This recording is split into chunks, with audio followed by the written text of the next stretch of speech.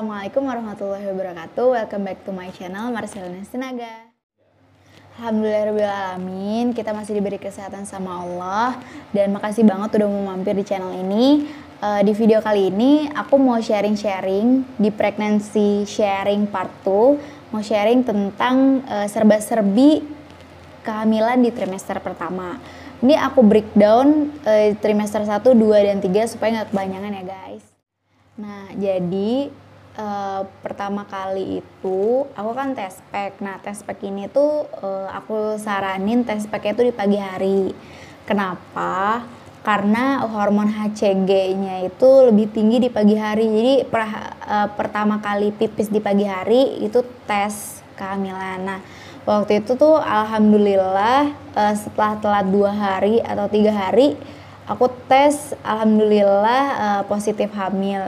Itu setelah drama-drama yang sebelumnya aku ceritain di pregnancy sharing part 1 ya. Nah, terus buat ngeyakinin nih, kita harus cek juga nih ke dokter.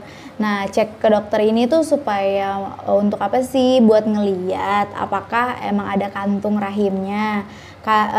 Kantung janinnya gitu. Karena pertama kali itu nggak langsung ujuk-ujuk ada janin kan di dalamnya, tapi yang terbentuk itu kantungnya dulu. Nah, itu tuh juga mau ngecek nih, dokter biasanya akan ngecek itu tuh apakah ada di dalam kantung janinnya atau ada di luar. Kalau misalnya di luar, di luar rahim itu biasanya kita bilangnya hamil anggur kayak gitu. Nah, itu beresiko banget kan kayak gitu. Untuk awal-awal cek di dokter itu aku cek USG transvaginal. Kenapa transvaginal? Kenapa nggak abdominal? Nah, bedanya ini tuh kalau transvaginal tuh dimasukin lewat vaginanya kita. Tapi kalau misalnya abdominal itu di perut gitu. Kalau abdominal itu biasanya untuk yang kehamilan udah besar, yang lebih gampang terdeteksi. Karena ini masih kecil banget, jadi masih pakai transvaginal kayak gitu. Setelah pasti tahu dari dokter kalau misalnya kita benar-benar hamil, udah terkonfirmasi, di situ biasanya dokter akan saranin beberapa multivitamin untuk kesehatan ibu dan janinnya juga. Untuk multivitamin dan juga suplemen makanannya itu aku minta saran dari dokter untuk yang gampang dicari di minimarket dan juga di apotek-apotek terdekat. Nah, yang aku direkomendasiin itu ada CDR, ada Folamil Genio, dan juga ada Folavit. Untuk Folavit ini seperti yang kita bahas di pregnancy sharing yang pertama ya. Untuk kandungan-kandungannya apa aja nanti bisa dibaca ya di bungkusnya, atau juga bisa banyak juga di internet kayak gitu. Selain itu aku juga konsumsi buah, kurma, madu, dan pokoknya kita harus juga menghindari micin-micin. Pokoknya harus menerapkan pola hidup sehat supaya ibu dan juga janinnya itu sehat juga kayak gitu. Nah, kadang banyak juga salah persepsi nih kalau misalnya hamil harus makan 2 kali lipat gitu. Tapi sebenarnya bukan kalorinya yang kita 2 kali lipatin, tapi gizinya yang ditambah, bukan kalorinya. Karena ketika kita hamil itu kita cuma butuh kayak penambahan 300 sampai 400 kalori aja, supaya kitanya juga nggak kelebihan berat badan ketika di akhir trimester, karena bisa jadi akan mempengaruhi proses persalinan dan sebagainya kayak gitu. Untuk trimester pertama ini benar-benar harus dijaga banget ya Mams, karena ini tuh benar-benar fase kritis pembentukan organ-organ inti, benar-benar harus dijaga, apalagi yang first time mom, karena rahimnya kan belum pernah terisi sebelumnya kayak gitu, supaya nggak ada masalah nanti di kemudian harinya. Untuk trimester pertama ini biasanya itu week 1 sampai week 14, 13-14 ini kadang ada perbedaan seminggu atau 2 minggu lah di antara dokter bidan dan dokter ke dokter juga agak beda sedikit. Terus kalau untuk trimester kedua biasanya itu week 14 sampai 27 dan week 28 sampai 40 sampai 42 itu masuk ke trimester ketiga gitu. Jadi harus diingat banget, trimester pertama harus benar-benar jaga kondisi kandungannya. ketika tahu aku benar-benar hamil, aku coba untuk cari-cari informasi karena menurut bidan kita knowledge is power. Nah, bidan kita ini Instagramnya nanti aku attach ya. Aku banyak juga dapat informasi dari beliau dari bidan Yesi. Nah, aku tuh punya beberapa buku juga yang aku langsung beli ketika aku tahu beneran hamil. Ini tuh ada dari Happy Little Soul, dari Retno Hening, siapa yang fansnya Kirana. Terus juga ada Bebas Takut Hamil dan Melahirkan, ini dari bidan Yesi, @bidan kita. Terus Hamil Tanpa Galau, ini tuh punya temen Bumil. Ada apps-nya juga untuk temen Bumil. Terus ada Gentle Birth, ini juga dari bidan Yesi. Ada Prenatal Yoga, ini juga dari bidan Yesi. Ini penting banget, akan dibahas di trimester kedua dan trimester ketiga ya. Nah, selain itu ini juga yang dari Kemenkes, yaitu buku Pink, buku Kia. Di sini tuh banyak banget informasi tentang dari awal kita hamil, menyusui sampai anaknya udah gede, tentang imunisasi dan sebagainya juga penting banget kayak gitu. Karena ini juga untuk record kan untuk ibu hamil dan juga anaknya kayak gitu. Nah, kenapa sih aku sampai bela-belain untuk beli beberapa buku ini? Karena kalau misalnya kita cuma dari dokter kadang suka lupa inget lah istilahnya. Terus juga kalau misalnya dari internet bisa jadi ini tuh akurat atau enggak. Akhirnya ya beli buku-buku ini tuh supaya kalau misalnya lupa bisa diingetin lagi kayak gitu.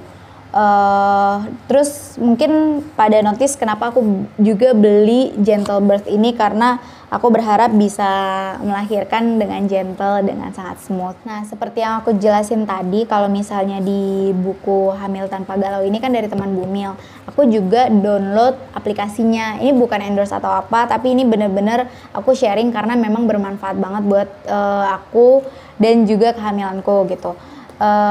Jadi di apps-nya itu kita bisa tahu nih, janinku ukurannya berapa ya, karena dari ukuran 4 minggu tuh kita bisa tahu ternyata janin itu ukurannya sebesar beras, sampai di week 14 atau akhir dari trimester pertama itu tuh ternyata udah sebesar hamburger kayak gitu.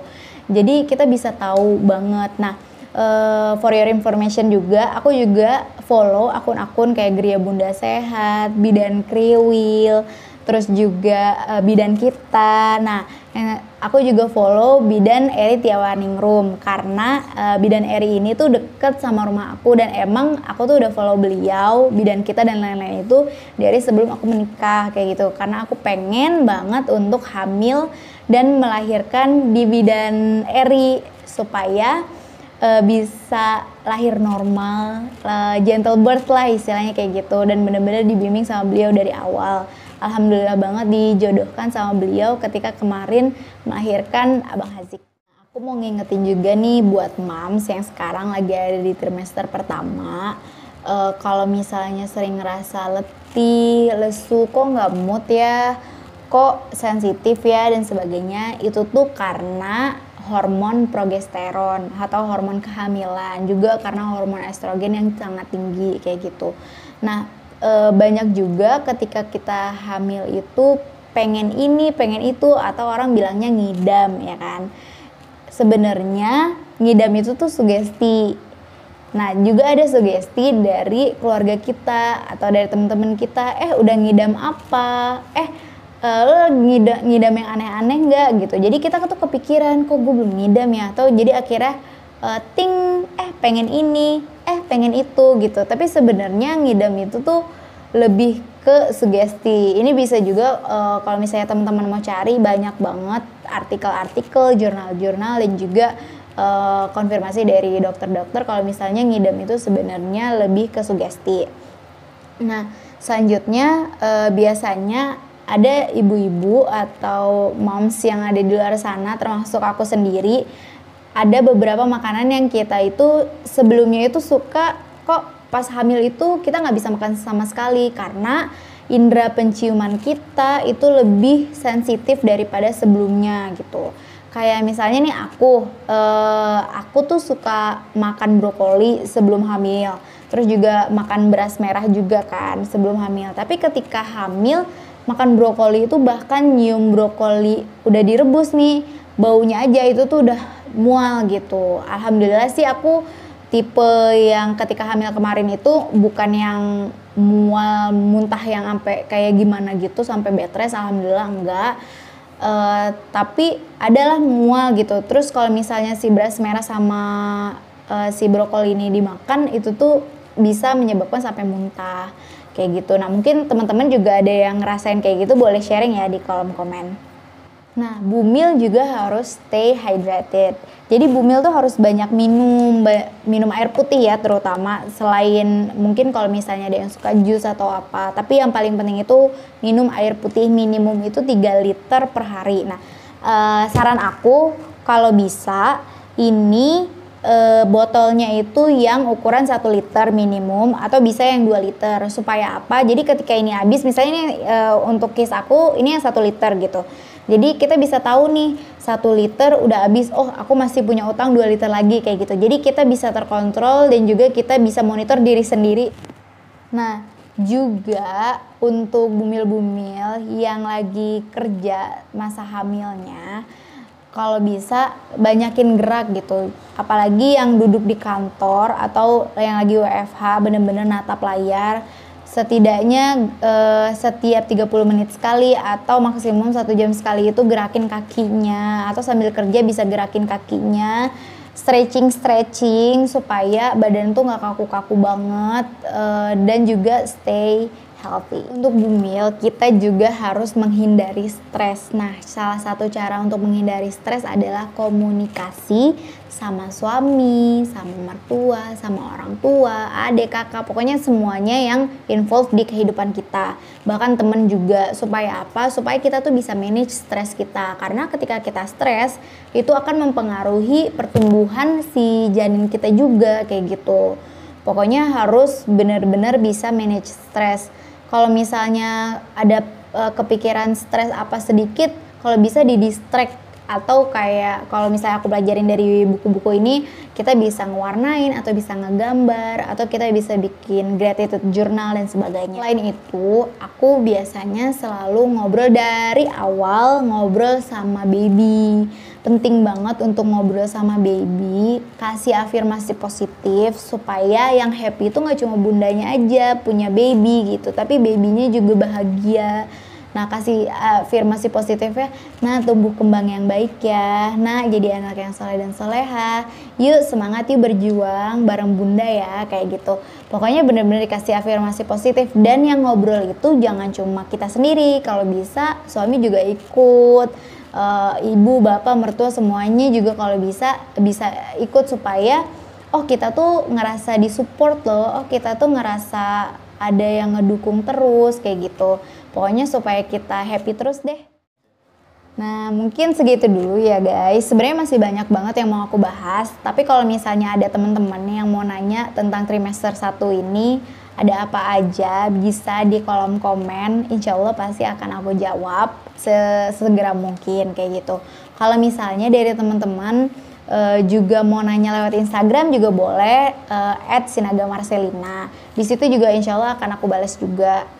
Makasih banget udah sampai sini gak dengerin sharing pengalaman aku dan juga tips-tips kehamilan, serba-serbi kehamilan di trimester 1. Jangan lupa untuk nonton pregnancy sharing yang ketiga. Kita akan bahas tentang trimester yang kedua, serba-serbi trimester kedua ada apa aja. Dan tadi aku janjiin kita akan ngebahas juga tentang yoga dan sebagainya. Oke, thank you very much. Stay healthy. Assalamualaikum warahmatullahi wabarakatuh.